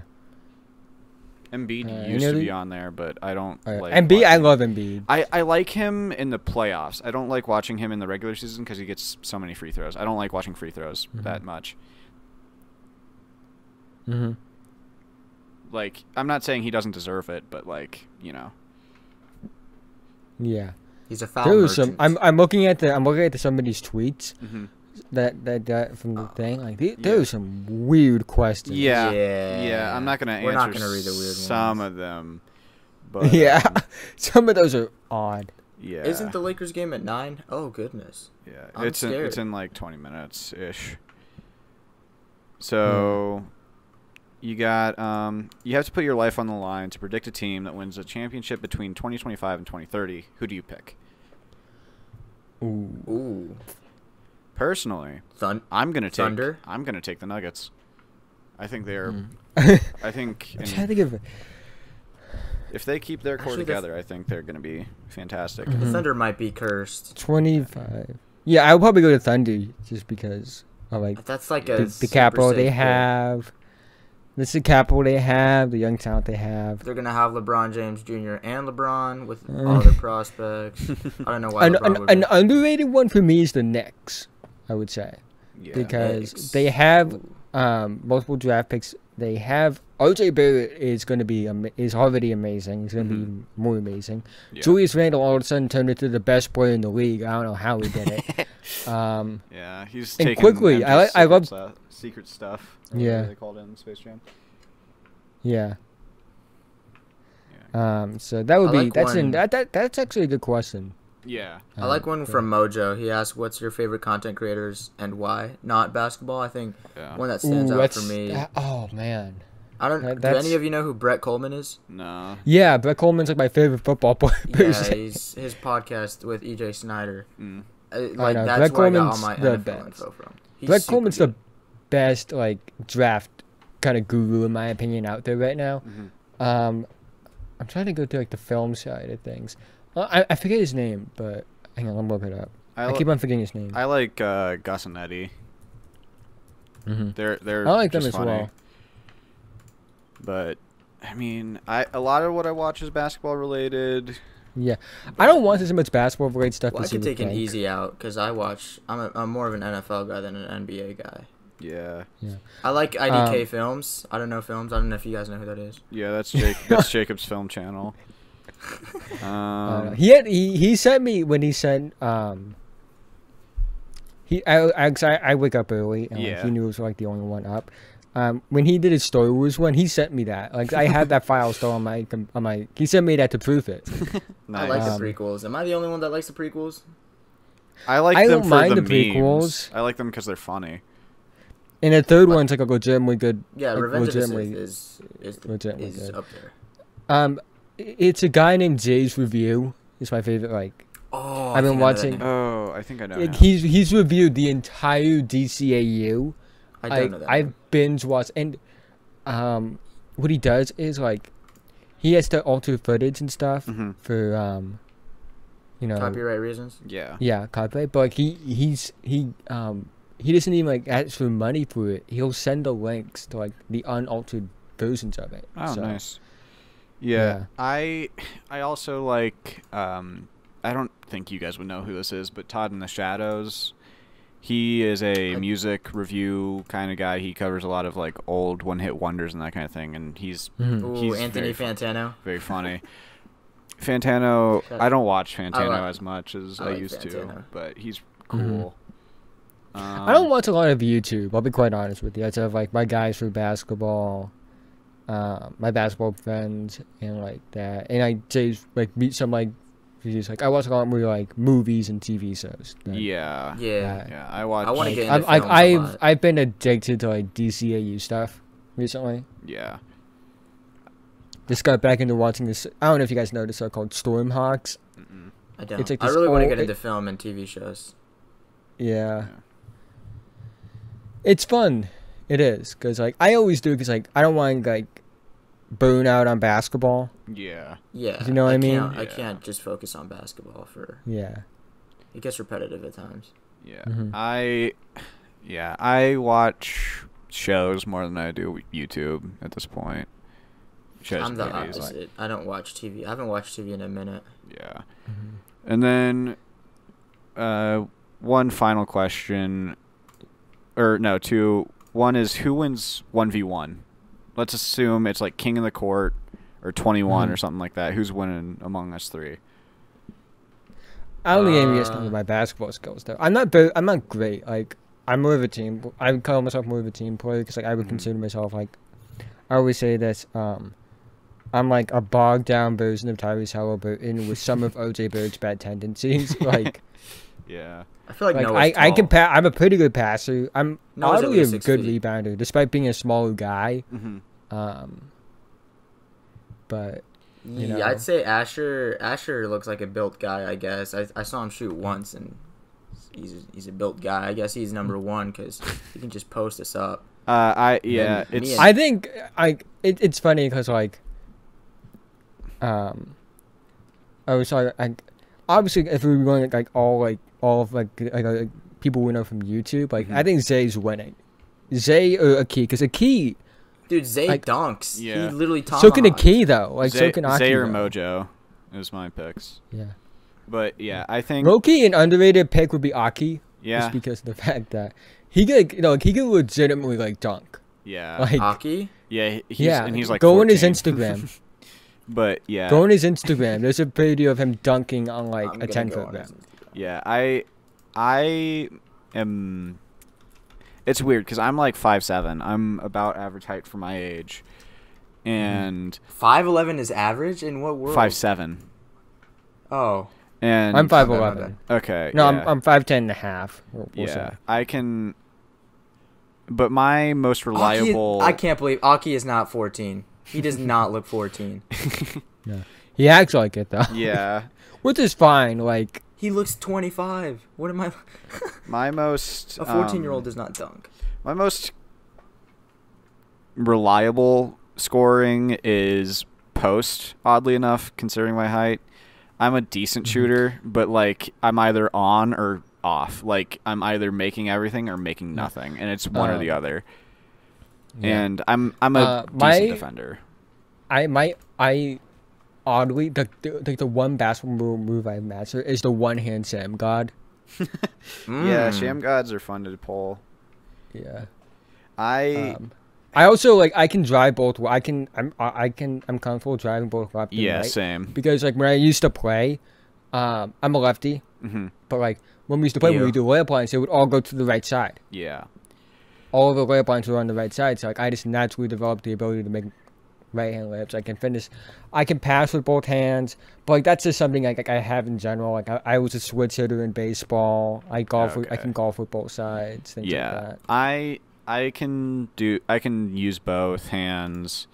I could beat John Stockton 1v1 just because of my ability to go left. Yeah, my comparison, I guess if I had to make one, would probably be something akin to like a watered down Drew Holiday or like Facundo Campazzo. Like I play kind of similar to them. Like I'm a good passer. I'm a decent enough shooter. I'm a good defender. I'm decent at finishing, and then my favorite way of scoring is the post. So my most practiced shot is a fadeaway. Yeah. My go-to like scoring move is a floater. Yeah, that's I'm like a LaMelo Ball. I'm taking those things from the free throw line. Yeah. I love floaters. Floaters. It's odd because I when I was little, because like I didn't know how to finish like underhand layup like that. I think I can like how you usually would do it. So I would like push it up like a floater, like when I was little. So that's something, man. Yeah, So, who are we going with then? I'll probably go with you because like I haven't played. I haven't played. I'm not kidding you. Like I have not played like any like sort of like open runs since like my senior year of high school, which was 2 years ago now. Okay. I've been like doing shoot arounds and stuff, but like I haven't like been on an open run since I was like 17. Yeah. Which is almost like, which is shockingly like almost like 3 years ago now. Yeah. It depends on the day. I think I have a decent shot, and then between you two, I'd probably go with Noah. I want to see Okay. Yeah, but like if you put me in a 5-on-5, I'm Yeah. great because like I love to pass. Yeah. I'm a better. I don't disagree. that. I think Noah's better than me. better. He characterized himself quite nicely. I'm a better 5-on-5 player than I am a 1v1 player. I like to play like Jokic. No, I can't take That's for sure. Whenever I play a team game, I like to play like Jokic. I just post up and then like do handoffs and shit. That's super fun to me. But yeah. And then the last question we'll round it off on is from Aki, and he says, who are your favorite underrated young stars in the league besides Kobe White? However, Kobe White is neither underrated nor a young star. So, Cap. I don't think. Oh God, like THT. maybe OJ, but OJ plays in the big market. But I feel like he still gets disrespected. yeah. Like Gary OJ, Trent. like I like Gary Trent. Gary Trent, yeah. That's a good Junior. shout. so do all the Raptors fans for different reasons. I don't know why the Trailblazers did that still to this day.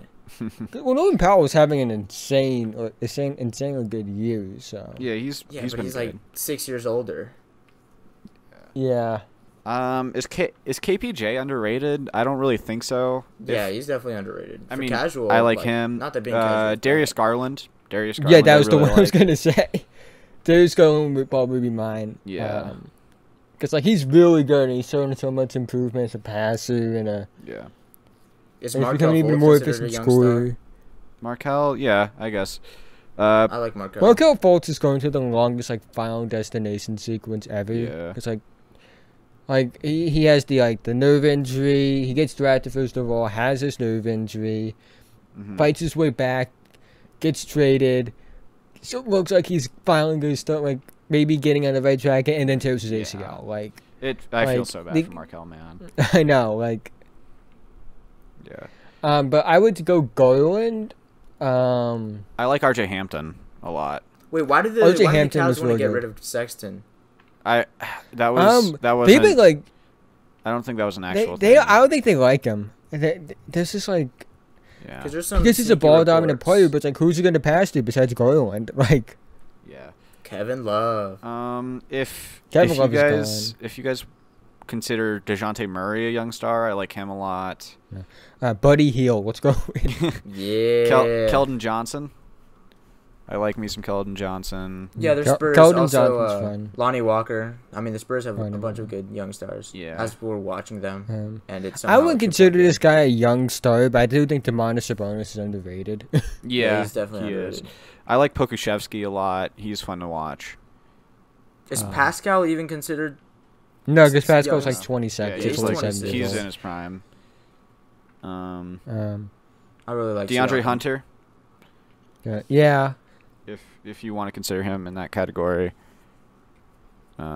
Besides that, well, we just listed like 15 to 20, so Yeah. that's a lot. Yeah, Rui Hachimura is another name Rui. I would consider. Yeah, I like Rui a Yeah. lot. Yeah, He's fun to watch. Rui's sneaky good. And THD, hello. Chuma Okeke. Said Chuma- all my Magic Chuma, fans. Chuma is I added him on fantasy and he balled out for me. So shout out Chuma. Jonas is going on. The Magic have a really good underrated young core actually. They do. Cole Anthony. Yeah, Cole Anthony. Cole Anthony. That one's a good one. RJ Hampton, Rookie of the Month. We already mentioned RJ Hampton. Oh, okay. Might be. But yeah, they have, a lot of underrated guys. Otto Porter played 3 games for the Magic so far. Mo That's great. Bamba came into his own. I remember the Lakers wanted to get Mo Bamba. Oh wow! Somebody just called Dylan Brooks Gen Z John Starks. That's not a bad comp. Yeah.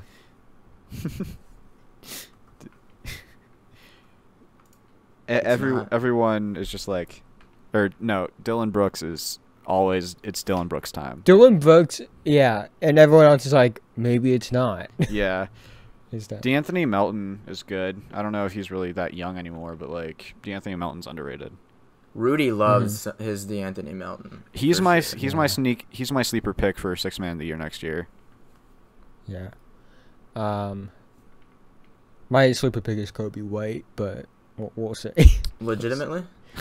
No, I'm Okay, kidding. okay. I don't think the Bulls are going to be good. Yeah. I don't think the Bulls. Yeah. Like, speaking of the Bulls, though, like I want to say, it's like I don't think people understand how affordable Zach LaVine's contract is now. It's very undervalued for because what he signed is. it after like a torn ACL, Yeah. so like he didn't get the money he probably should have. But That was hilarious. Because I don't know if you saw or listened to the pod. Rusty had like when Zach LaVine tore his ACL and was on the Bulls, there was like a start cut bench from a Q&A, like $15K. It was I think Dunn, Markkanen, and LaVine, and he said cut LaVine. yeah, That was hilarious. Obviously, lots of context missing. Chris Purposely. Dunn is somebody that I feel bad for because like he's just dealt with so many injuries. But like when he's healthy, he's like one of like the best defensive Yeah, guards he's a in the beast on league. defense. Yeah. He's Yeah. kind of like Gary Absolutely. Harris in that way. Yeah. He's actually shooting 8% from the field this year. 8%? Jeez. Because he's only played 4 Lord. games. Okay. I was like, holy shit. But yeah, that makes It was during when I first saw it as well, but I looked it up. It's like Okay. he shot like 0 for like 6 and 0 for 5 and 1 for 6 in 2 games, Gotcha. and then took one shot over his next 2 games. Gotcha. But Yeah. his final 2 games. But when he's healthy, like I think he's a key player for the Hawks, personally. He was literally a 5th pick overall. Yeah. It's pretty. Yeah. That's wild. But his development got ruined by Dibs because Dibs just didn't play him consistently, Yeah. which he probably should have. Because he's another one of those guys that was ready to play. Yeah, Tibbs is not good for player development. He's a good coach if you He's want. not good for older. I don't have Yeah. older player development. Mine's like Jimmy Butler. Yeah. But, Julius Randle, because, I Obi think that, Toppin ended up fine. Yeah. Obi Yeah. Toppin, he's having problems with Obi Toppin, but Emmanuel Quickly's been fine. Yeah. But Yeah, I think. Thanks for having me on, guys. By the way. Yeah, no problem. We appreciate your insight. You definitely enlightened us on NBA draft. Yeah, stuff. for sure. Yeah. Do you have anything to Like plug? What? Do you have anything to plug? Oh yeah, follow my Twitter at Terranova Noah. Subscribe to my YouTube channel. Always doing draft stuff. Starting a new series up over there soon, as well. So you may want to check that out. Any sneak peeks? It's just like I invite a guest on once a week and just kind of like talk about basketball and other stuff as well. Yeah, a higher quality podcast is how I would describe it based on what I saw from Twitter. Yeah, I got like 12 people that want to do it already. Yeah. So. Well, that should be. Yeah, both those links will be in the description. We need you back before the NBA draft. Yeah, for sure. We're gonna have you on for a draft special. Yeah. Yeah. Well, he might have a lot of requests because it's quite popular. Yeah. We'll get Yuze and Mojo all in a row before the draft. Yeah. But yeah. Don't go Hollywood on us. Yeah. But yeah. Anything else for you, either of you guys? To do it, man. All right. Thanks for having me on, guys. Yeah, no problem. Well, thanks for listening, guys. We'll see you next week.